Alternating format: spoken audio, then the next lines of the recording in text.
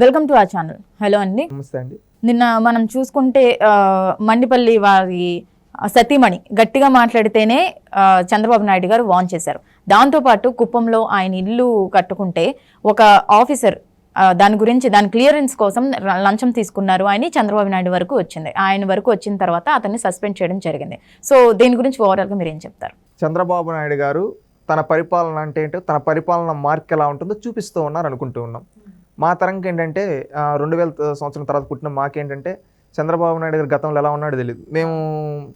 మేము పుట్టే చిన్నపిల్ల ఊహ కూడా తెలియనప్పుడు చంద్రబాబు నాయుడు గారు ముఖ్యమంత్రిగా దిగిపోయారు 2004 ఆ టైంకి. మళ్ళీ 2014 మేము అప్పుడు చదువుకునే పిల్లలం. అప్పుడు ఏంటంటే ఆయన రాష్ట్రం విడిపోయింది, వేరే పరిస్థితులు ఉన్నాయి. ఆ పరిస్థితుల్లో ఏంటంటే మేము అంత అవగాహన శక్తి మాకు ఉండదు. ఆ రోజు మేము చూసేవాళ్ళం చంద్రబాబు నాయుడు. ఆయన ఏంటంటే ప్లానింగ్లు అనేది, విజన్ అనేది, ఈ విధంగా అనేది మాకు అంత అర్థమయ్యేది కాదు. అంటే మేము ఓటేసే సమయానికి చంద్రబాబు నాయుడు గారిని ఒక దశలో చూసాం. అంటే అప్పుడు పరిస్థితులు 2004 తర్వాత పరిస్థితులు వేరు, 2014 తర్వాత పరిస్థితులు వేరు. 2010 రాష్ట్ర విభజన జరగడం, ఆయన రాష్ట్ర విభజనలో రాజధానిని ఇవ్వని ఫుల్ బిజీగా ఉండి చేస్తూ ఉండేది. అప్పుడు అధికారులని అందరినీ పనిచేయమని చెప్పేది, ఈ విధంగా చూసేది. కానీ ఈ రోజు చూస్తూ ఉంటే చంద్రబాబు నాయుడు గారిది ఈ విధంగా సస్పెండ్ చేశారు, ఈ విధంగా మంత్రిని కూడా వాళ్ళ పార్టీ మంత్రిని ఎవరైనా సపోర్ట్ ఇస్తారు, ఈ విధంగా ఏంటి వార్న్ చేస్తున్నారని నేను ఆలోచిస్తే కొంతమందితో మాట్లాడితే వాళ్ళు అన్నారు, ఒకప్పుడు చంద్రబాబు నాయుడు ఇదే విధంగా ఉండేదయ్యా. గతంలో 2014 నుంచి 19 వరకు రాష్ట్ర విభజన జరుగునింది. అప్పుడు రాజధాని కావచ్చు, ఇవి నిర్మాణం కావచ్చు, ముందున్న సవాళ్ళపైన వాటిపైన ఫోకస్ చేస్తూ, అడ్మినిస్ట్రేటివ్ పైన ఫోకస్ చేస్తూ ఈ పార్టీ పైన కొంచెం తగ్గింది అని చెప్పి వాళ్ళు అన్నారు. ఇప్పుడు ఏంటంటే చంద్రబాబు నాయుడు పట్టున్న నాయకుడు. ఇప్పుడు రాష్ట్ర విభజన తర్వాత ఆయన పట్టు సాధించాడు ఈ రాష్ట్రం పైన. ఏ జిల్లాలు ఏమేమి ఉంటాయి, ఎలా చేయాలి అనేది ఆయనకు ఒక ప్లానింగ్ ఉంది. ఇప్పుడు ఆయన మార్క్ చూపిస్తూ ఉన్నాడు. గతంలో కూడా ఇదే విధంగా ఎవరైనా తప్పు చేస్తే సొంత పార్టీ వాళ్ళైనా కానీ మందలించేవాడు. ఎందుకంటే మనం ప్రజలకు సేవకులుగా ఉండాలి, పెత్తందారులుగా కాదు. మనం ప్రజలకి ఎల్లప్పుడూ బాధ్యతగా ఉండాలి, అధికారుల పట్ల మనం గౌరవంగా ఉండాలి. అంతేగాని మనం పెత్తనం చలాయించకూడదు. ప్రజలు మనకు అధికారం ఇచ్చింది ప్రజలకు మంచి చేయడానికి, మనం ప్రజల కోసం ఒక మెట్టు దిగి ఉండాలి, కానీ ఎక్కి అధికార మదం అనేది మనం ప్రదర్శించకూడదు అని చెప్పేవాళ్ళు అంట. ఈరోజు అదే కనిపిస్తోంది. నిన్న మండిపల్లి రామప్రసాద్ రెడ్డి గారి భార్య, నేను ఆ వీడియో చూశాను. ఆమె ఏమి వచ్చి కారులో కూర్చొని ఏమన్నా వల్గర్ వర్డ్స్ యూజ్ చేయలేదు ఆమె, లేదు ఇంకేదో కూడా మాట్లాడలేదు.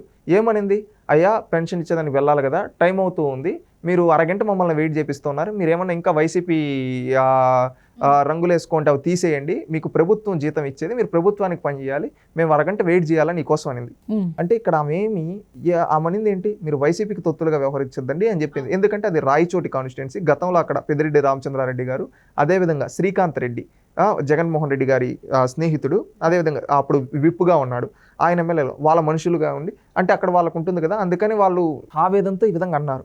దాన్ని కూడా చంద్రబాబు నాయుడు గారు సహించలేదు. ఏమని చెప్పాడు, ఆయనకి ఫోన్ చేసి రామప్రసాద్ రెడ్డికి, ఈ విధంగా చేయొద్దండి, ఇంకొకసారి మనం తగ్గుందాం, ఏమంటే అధికారులు మారుతారు, చెప్పే విధానం ఉంటుంది, ఈ విధంగా చేయొద్దండి అని చెప్పాయంటే, ఇక్కడ ఎవరైనా అంటే మేమేం తప్పు మాట్లాడాం, ఏముంది సపోర్ట్ చేస్తాం, మా మంత్రి కదా నిన్ను సస్పెండ్ చేస్తాను, ఆ అధికారిని సస్పెండ్ చేసేసి ఉండేవాళ్ళు. కానీ ఇక్కడ చంద్రబాబు నాయుడు గారు వాళ్ళ మంత్రికి వాళ్ళకి పిలిచి చెప్పాడు, ఈ విధంగా చేయొద్దమ్మా, నెక్స్ట్ టైం నుంచి రిపీట్ మనం ప్రజలకు ఉండాలి, అధికారులు కూడా మారమందాము అని చెప్పాడు.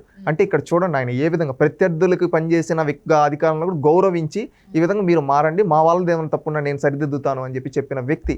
గతంలో చూస్తే జగన్మోహన్ రెడ్డి గారి పరిపాలనలో మంత్రులే బూతులు, సిద్దిరప్పలరాజు కావచ్చు, రోజా కావచ్చు, వీళ్ళంతా అంబటి రాంబాబు పేరు ఏంటంటే కొడాలని, వీళ్ళు పోలీసుల్ని ఎస్ఐని లెక్క లేకుండా, ఎస్పీలు సైతం, కమిషనర్ ఐఏఎస్ఎల్ సైతం ఎట్టబడితే అట్ట మాట్లాడేవాళ్ళు. జగన్ ఎక్కడ మందలించిన డోకా లేదు, ఇప్పుడు ఎక్కడ చూసినా కానీ మా వాళ్ళు ఏమైనా చేసుకుంటారనే విధంగా. కానీ చంద్రబాబు నాయుడు గారు ఆ విధంగా చేయలేదు.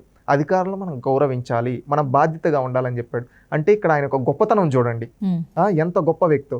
వాళ్ళ పార్టీ వాళ్ళు తప్పు చేసి మందలించి ఒక పెద్దగా మీరు ఈ విధంగా ఉండాలి అని సరిదిద్దుతూ ఉన్నాడు. అది నాయకత్వం. ఇలాంటి నాయకుడు అవసరం. అందుకే ప్రజలు ఎన్నుకునింది. వైసీపీ వాళ్ళు కూడా చూసి నేర్చుకోవాలి. ఎందుకంటే ఎప్పుడు కక్ష సాధింపు ఇవే కాదు, ఇలాంటి నాయకత్వం అనేది ఉంటే రాష్ట్రం బాగుపడుతుందని ఆలోచించాలి. ఇంకొకటి, మనం కుప్పం విషయానికి వస్తే, గతంలో లంచాలు ఎక్కడా ఉండేవి చంద్రబాబు నాయుడు గారి హయాంలో. ఎవరైనా లంచం తీసుకున్నారో వాళ్ళపైన యాక్షన్ తీసుకునేది. కానీ 2019 నుంచి 24 వరకు ఏంటంటే ప్రతి చిన్న పనికి లంచం. ఎంఆర్ఓ ఆఫీసులోకి వెళ్ళి ఒక క్యాస్ట్ సర్టిఫికేట్ కావాలన్నా, సచివాలయంలో క్యాస్ట్ సర్టిఫికేట్ కావాలన్నా, ఇంకెక్కడన్నా కావాలన్నా ప్రతి ఒక్కదానికి లంచం. ఆ విధంగా కింది స్థాయి అధికారి నుంచి ముఖ్యమంత్రి స్థాయి వరకు అందరూ లంచాలు తీసుకునే వాళ్ళే. ఎవరికైనా కంప్లైంట్ ఇచ్చినా కానీ ఏముందిలే కామనే గబ్బా, మేమేం పట్టించుకోమనుకునేవాళ్ళు. ఆ విధంగా ఏంటంటే ఒక ముఖ్యమంత్రి, మాజీ ముఖ్యమంత్రి, గతంలో ప్రతిపక్ష నాయకుడిగా ఉన్న చంద్రబాబు నాయుడు గారు కూడా ఇండ్లు కట్టుకోవాలంటే లంచం ఇచ్చే విధంగా, అంటే అక్కడ ఉండే లోకల్ లీడర్స్ లంచం ఇచ్చి క్లియరెన్స్ తెప్పించుకున్నారంటే మీరు ఆలోచించండి. జగన్మోహన్ రెడ్డి గారి హయాంలో ఏ విధంగా అవినీతి జరిగింది. జరిగిందో ₹1,00,000 దాకా తీసుకున్నారంట ఆ క్లియరెన్స్ కోసం. మొన్న చంద్రబాబు నాయుడు గారు కుప్పం పర్యటన వెళ్ళారు కదా, అప్పుడు వాళ్ళు ఇన్ని రోజులు దాచిపెట్టినట్టున్నారు. ఇప్పుడు చెప్తే ఈ విధంగా జరిగిందని చంద్రబాబు నాయుడు గారు అప్పటికప్పుడు ఏమైనా సస్పెండ్ చేయాలి, ఒక ఎంక్వైరీ చేశారు కలెక్టర్తో చెప్పి. ఎంక్వైరీ చేస్తే తేలింది వీళ్ళు లంచం తీసుకున్నారు, అందుకని ఇప్పుడు యాక్షన్ తీసుకున్నాడు. అంటే మీరు ఒకసారి ఆలోచించండి, గతంలో జగన్మోహన్ రెడ్డి గారి హయాంలో లంచాలు ఏ విధంగా ఉన్నాయి, ముఖ్యమంత్రి స్థాయి వ్యక్తి దగ్గర నుంచే లంచం తీసుకున్నారంటే ఇంకా సామాన్యుల పరిస్థితి ఎలా ఉంటుందో ఒక్కసారి ఆలోచించండి. ఇంకా సామాన్యులను ఏ విధంగా వీళ్ళు పట్టి పీడించుంటారు.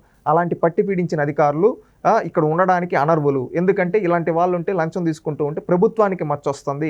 ప్రభుత్వానికి మచ్చ రాకూడదంటే ఇలాంటి వాళ్ళపైన యాక్షన్ తీసుకొని ఇలాంటి అవినీతి పరుల్ని మనం సిస్టమ్ నుంచి తీయేస్తే సిస్టమ్ ప్రక్షాళన అయితే ఆటోమేటిక్గా అభివృద్ధి ఇవన్నీ జరుగుతాయి. సిస్టమ్ బాగుంటే కరెక్ట్గా ఉంటే అన్ని పనులు సక్రమంగా జరుగుతాయి. లేదంటే ఏంటంటే ప్రతి ఒక్కడు వచ్చి వీళ్ళకి లంచాలు ఇస్తూ ఉంటే మనకు చెడ్డ పేరు, ప్రభుత్వానికి చెడ్డ పేరు, ప్రభుత్వ అధినేతకు నాకు చెడ్డ పేరు.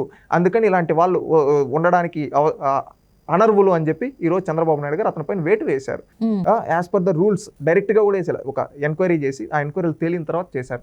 అంటే ఇక్కడ ఏంటంటే చంద్రబాబు నాయుడు ఒక ప్రొసీజర్ ఫాలో అవుతున్నారు, ఒక సిస్టమ్ ఫాలో అవుతున్నారు.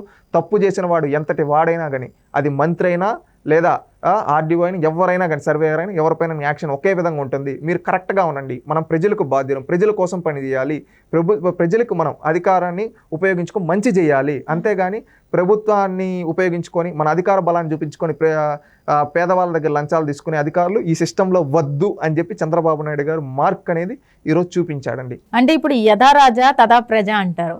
అంటే రాజు ఏ విధంగా ఉంటారో ప్రజలు కూడా ఆ విధంగానే ఉంటారు. సో ఎలా ఉండాలి అనడానికి చంద్రబాబు నాయుడు గారు నిదర్శనం అయితే, ఎలా ఉండకూడదు అనడానికి జగన్మోహన్ రెడ్డి నిదర్శనం అనుకోవచ్చు అంటారు. తప్పకుండా. నిన్న చంద్రబాబు నాయుడు గారు అన్నారు, గతంలో మీరు 5 ఏళ్ళు ఏంటంటే ఒక రాక్షసుని చూశారు, పరిపాలనలో ప్రజల వద్దకు రాకుండా పరదాలు కట్టుకొని ఎక్కడో కూర్చొని ఆదేశాలు హుకుములు జారీ చేసి ఎవరినంటే వాళ్ళని పెట్టి రౌడీజం చేయించేవాడు. అలాంటి వాళ్ళు మనకు అవసరం లేదు.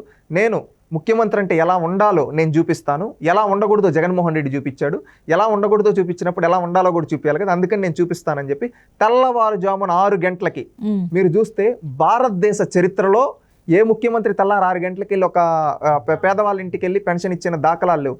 కానీ చంద్రబాబు నాయుడు గారు భారతదేశ చరిత్రలో ఏ ముఖ్యమంత్రికి సాధ్యపడని విధంగా తెల్లవారుజామున 6 గంటలకి వెళ్ళి ఒక పేదవాడు, ఎస్టీ, ఒక లంబాడ సామాజిక వర్గానికి సంబంధించిన వ్యక్తి కుటుంబానికి వెళ్ళి అక్కడే వాళ్ళతో కూర్చొని వాళ్ళ కుటుంబ సమస్యలు తెలుసుకొని ఒక అరగంట సేపు ఆ కుటుంబంతో ఉండి వాళ్ళకు ఒక భరోసా ఇచ్చి, వాళ్ళకి ఇల్లు లేదంటే అప్పటికప్పుడే శాంక్షన్ చేసి, అదేవిధంగా ఆ కుటుంబంతో కలిసి టీ తాగి వాళ్ళకి పెన్షన్ ఇచ్చి వాళ్ళ కుటుంబానికి అండగా నిలబడతాం. అదేవిధంగా ప్రతి ఒక్కరూ నాలాగా ప్రజల వద్దకు వెళ్ళండి.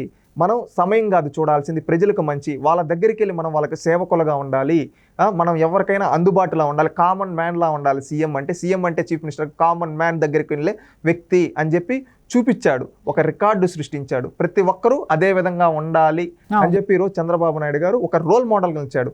యథా రాజా తథా ప్రజ. నిజమే, రాజు ప్రజల వద్దకు వెళ్తూ ఉన్నాడు, ప్రజలు రాజు వద్దకు వస్తున్నారు. ఇంట్రడక్షన్ ఉంది, అంటే ఇద్దరికి కోఆర్డినేషన్ ఉంది. ప్రతి ఒక్కరు ఏమన్నా ఇద్దరు కలిసి చెప్పుకుంటారు. ఆ విధంగా ప్రతి ఒక్క ఎమ్మెల్యే, మంత్రి, స్థానిక సంస్థల నుంచి సర్పంచ్ కాడ నుంచి ముఖ్యమంత్రి వరకు ఎవరైనా ప్రజలకు మనం అందుబాటులో ఉండాలనే ఒక మెసేజ్. అదేవిధంగా చీఫ్ సెక్రటరీ కాడ నుంచి కింద విలేజ్ రెవెన్యూ ఆఫీసర్ వరకు ప్రతి ఒక్కరికి ప్రజలకు అందుబాటులో ఉండాలని ఈరోజు చంద్రబాబు నాయుడు గారు ఒక మెసేజ్ ఇచ్చారు. ఆ మెసేజ్ని చూసి ప్రతి ఒక్కరూ ఆ విధంగా చంద్రబాబు నాయుడు గారు లాగా ప్రజల వద్దకు వెళ్తే ఖచ్చితంగా ఒక మంచి పరిపాలన అనేది ఉంది, ప్రజలకు మనం న్యాయం చేయగలుగుతామని చంద్రబాబు నాయుడు గారు నిరూపించి ఖచ్చితంగా ఇలాంటి నాయకుడు మన రాష్ట్రంలో ఉన్నందుకు గర్వపడుతూ ఉన్నాం. ఇదే విధంగా 5 ఏళ్ళు అభివృద్ధిలో, సంక్షేమంలో రాష్ట్రం దూసుకుపోవాలని చంద్రబాబు నాయుడు గారు ఇంకా అద్భుతమైన రిఫార్మ్స్ తీసుకొని వచ్చి రాష్ట్రాన్ని దేశంలో ప్రపంచంలో నెంబర్ 1గా నిలబెట్టాలని ఒక ఆంధ్రుడిగా కోరుకుంటూ ఉన్నాను.